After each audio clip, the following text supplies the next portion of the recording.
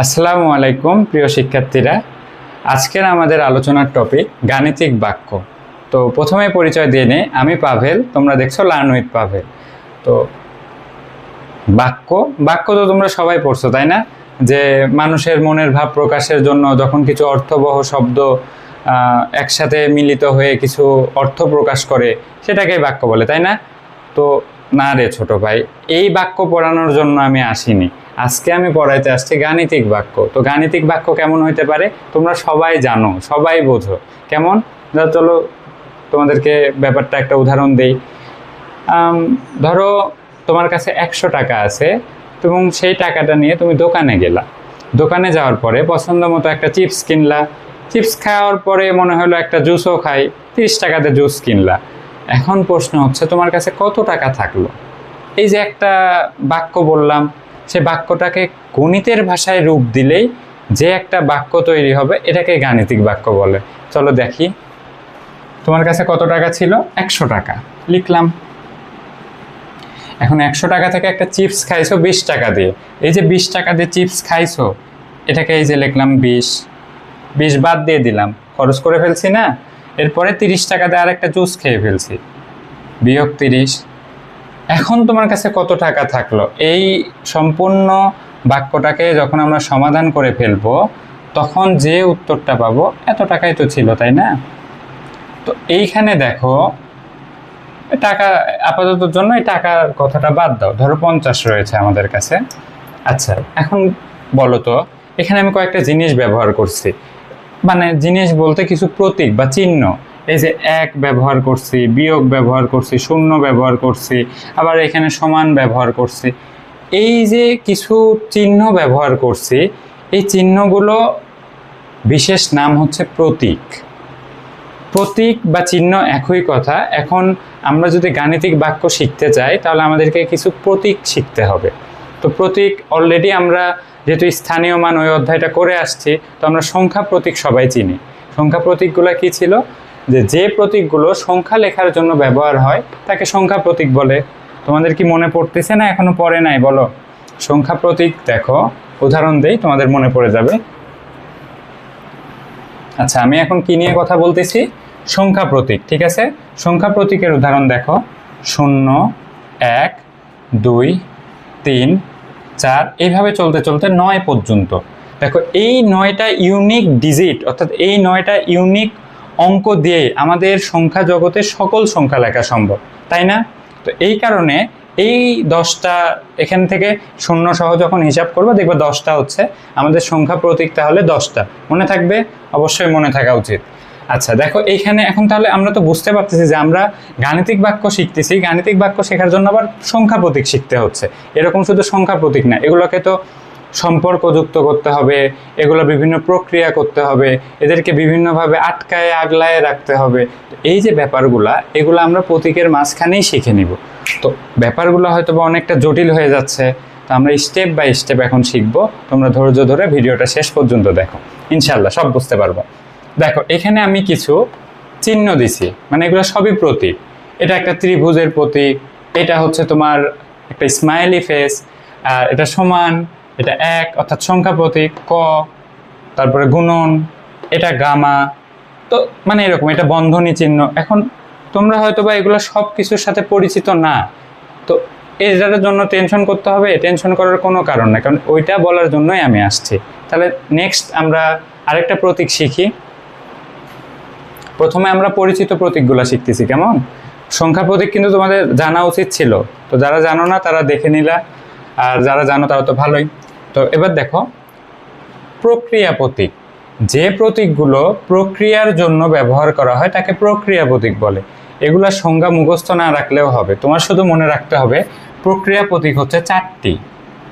তা আমি যে শুরুতেই বললাম তোমরা এগুলো সবই জানো, তাহলে জানা জিনিস কি হতে পারে বলো তো? যোগ, বিয়োগ, গুণ, ভাগ। এই যে 4টাই হচ্ছে প্রক্রিয়া প্রতীক। এরা কি করে? কোনো একটা সংখ্যার সাথে মাঝে যদি এখন আমরা এগুলো ব্যবহার করি, ওরা ওইটাকে কোনো না কোনোভাবে প্রসেস করবে, অর্থাৎ প্রক্রিয়া করবে। তো কেমন কি? চলো দেখি। যেমন উদাহরণস্বরূপ 5 এবং 3 এগুলো আলাদা লিখলে আলাদা আলাদা সংখ্যা বা অঙ্ক নির্দেশ করতো। মাঝখানে যদি আমরা যোগ দিয়ে দিই তাহলে এই একটা প্রসেস করবে, কি করবে, যোগ করে দিবে, 8 হয়ে যাবে। এটার মাঝে যদি আমি বিয়োগ দিয়ে দিতাম তাহলে এটা হতো 2।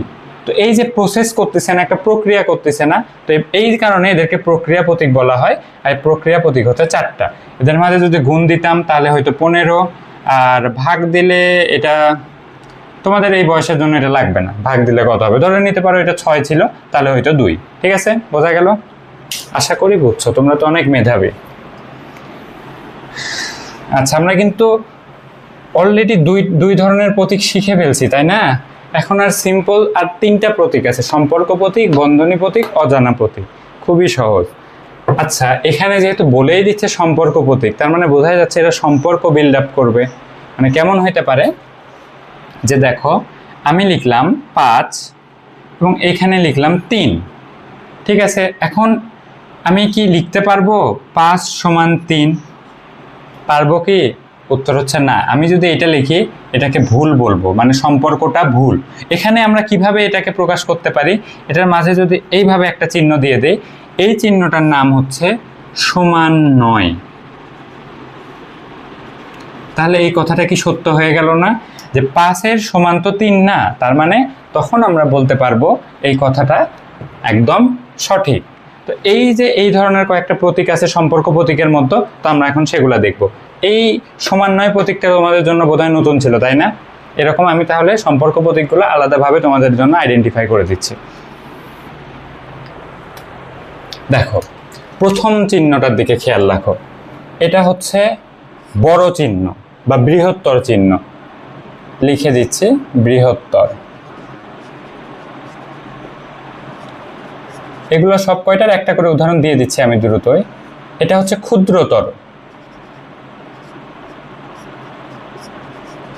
দেখো, এটা তোমাদের মনে রাখার জন্য বারবার এটা কনফিউশন সৃষ্টি হতে পারে যে কোনটা বড় চিহ্ন ছিল কোনটা ছোট চিহ্ন ছিল।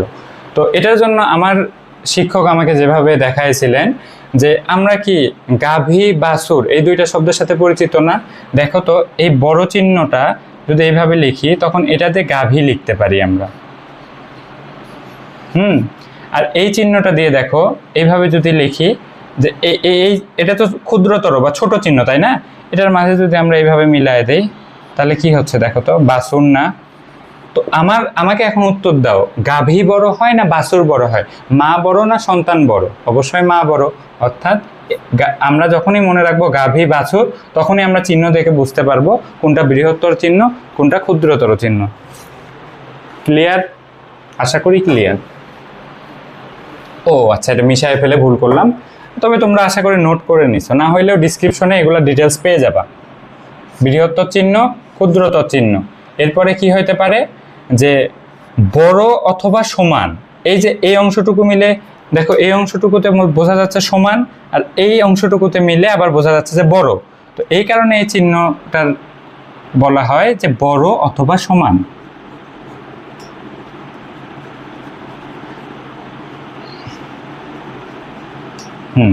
আবার কি হতে পারে, সেম ভাবে ছোট অথবা সমান। এরপরে কি হতে পারে, সমান চিহ্ন। এরপরে কি হতে পারে, সমান নয়, যেটা কিছুক্ষণ আগে উদাহরণ দিলাম।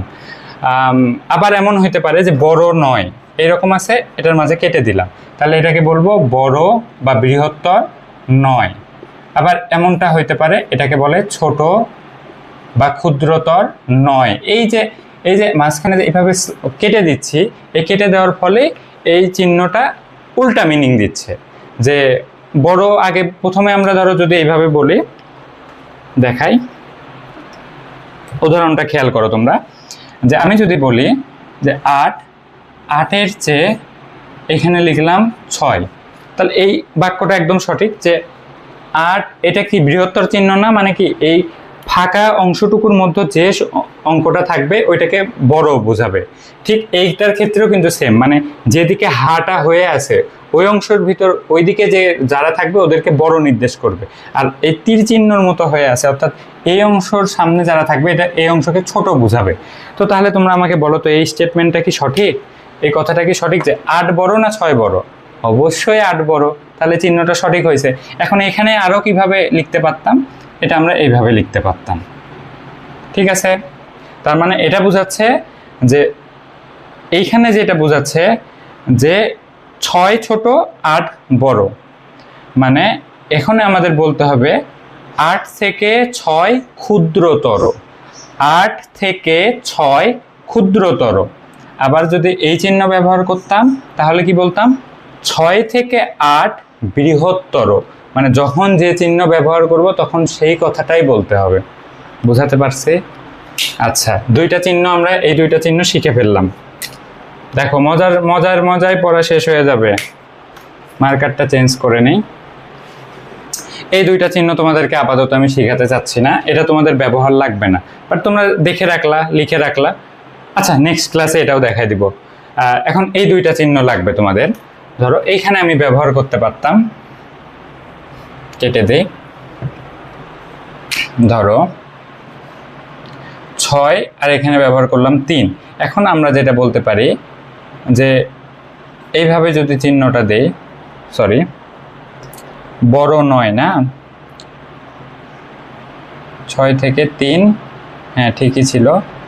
হ্যাঁ দেখো, এখন আমরা যেটা বলতে পারবো 6 থেকে 3 বড় 9, কথাটা তো সত্যই হচ্ছে যে 6ই তো বড়, 6 থেকে 3 বড় 9, এটা ব্যবহার করতে এই চিহ্ন ব্যবহার হচ্ছে। আবার রিভার্স ভাবে, উল্টা ভাবে আমরা বলতে পারি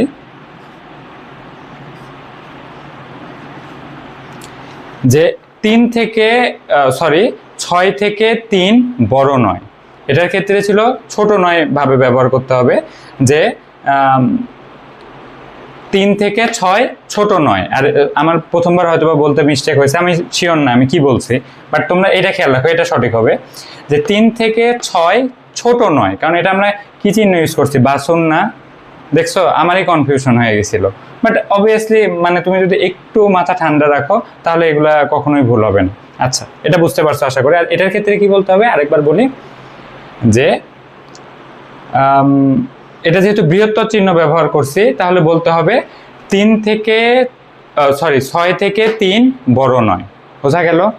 বেশ খানিকটা কনফিউজিং, আমি এতদিন পরে বলে দেখতেছি আমারই কনফিউশন লাগতেছে, কিন্তু সহজ আসলে। হয়তো বা গরমের কারণেই বা লেকচার নিচ্ছি, আলাদা একটা প্রেশার। যাই হোক, আমরা এখন টপিকে আসি।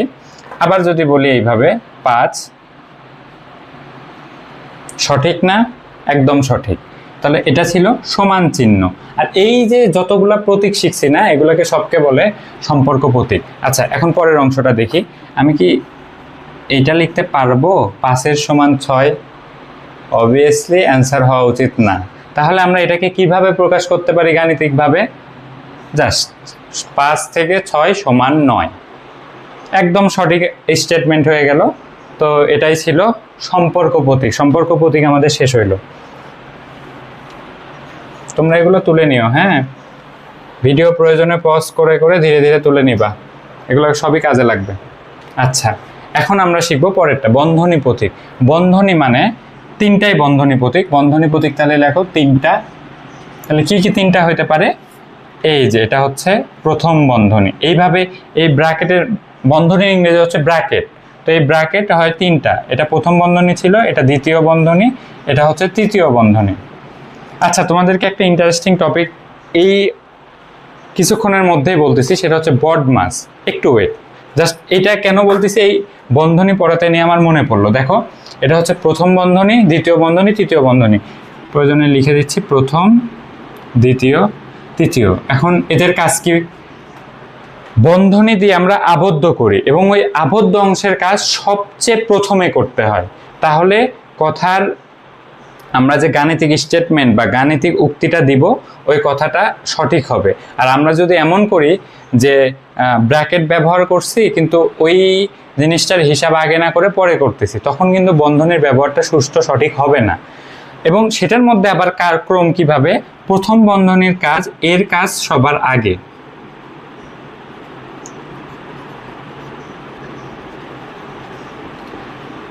ঠিক পর্যায়ক্রমে এরপরে দ্বিতীয় বন্ধনীর কাজ, এরপর তৃতীয় বন্ধনীর কাজ। আমরা সময়ের সাথে সাথে ধীরে ধীরে সব শিখব।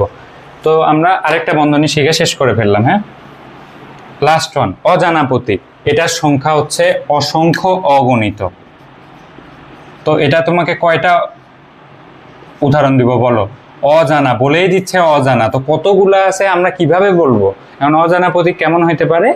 এই যে তুমি ধরে নিতে পারো ক, খ, গ, এমনকি এক্স, ওয়াই, জেড, এমনকি এ বি সি, তুমি লেখো না যা ইচ্ছা তাই, এমনকি আলফা, বিটা, গামা, আবার তুমি যা মানে মেইন কথা। আচ্ছা তাহলে এত উত্তেজিত হয়ে গেলেন যে অজানা প্রতীকটা বলে, ধরো তুমি তোমার যে মানটা অজানা সেটাকে তুমি ধরে নিলা। যেমন ধরে নাও আমার পকেটে এখন 100 টাকা আছে, তো আমি আমার একটা বন্ধুকে আরও কিছু ক্লু দিলাম, যে বললাম যে আমার পকেটে 50 টাকার 2টা নোট আছে, তাহলে বলতো আমার কাছে কত টাকা আছে। তো এই যে আমি বলে দিলাম যে 50 টাকার 2টা নোট আছে, ও প্রথমে ধরো গণিতের ভাষায় কিভাবে করবে, যে ধরি মানে মনে মনে ও মনে মনে ভেবে নিচ্ছে যে তোর কাছে ক টাকা আছে, অর্থাৎ একটা অজানা সংখ্যা যে আমার কাছে ক পরিমাণ টাকা আছে। তাহলে ক সমান কত? যেহেতু আমার কাছে 50 টাকার 2টা নোট আছে, তাহলে 50 গুণন 2 অথবা 50 যোগ 50। হ্যাঁ, তো ক সমান 50 যোগ 50। তারপরে কটা তো আমাদের অজানা ছিল, যখন 50 যোগ 50 হিসাব করে ফেলবো তখন যে 100 পাইলাম। এইভাবে আমরা অজানা প্রতীক ব্যবহার করে আমরা হচ্ছে গণিতের ভাষায় বিভিন্ন সমস্যা সমাধান করব। আচ্ছা, বুঝতে কষ্ট হইলো? ধরে নাও এরকম বলতেছি যে আমার কাছে ধরে নাও 200 টাকা আছে। এখন আমার বন্ধুকে আমি বলতেছি যে আমার কাছে 50 টাকার 2টা নোট আছে, 100 টাকার একটা নোট আছে, বলতো দেখি আমার কাছে কত টাকা আছে। প্রশ্নটা ফানি মনে হচ্ছে, বাট উদাহরণ দেওয়ার জন্য বলতেছি। অজানা প্রতীক তখন আমরা এইভাবে লিখব, ধরি বা মনে করি আমার কাছে